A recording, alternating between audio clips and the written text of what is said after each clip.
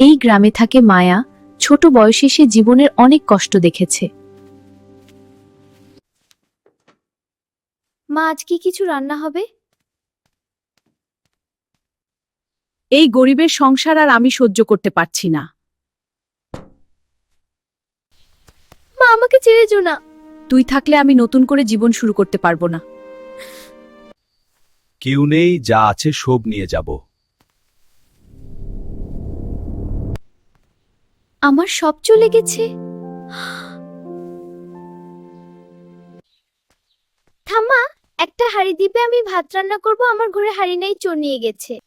তুই আমার হাড়ি চুরি করতে এসেছিস। না গো থামা, চুরি করতে আসিনি, ও ক্ষুধা লেগে, তাও না গো থামা। এখানে বসলে যদি একটু গরম পাই। এই মেয়ে, এদিকে আয়। আখ, এই চিংড়িটা আমার বাবার।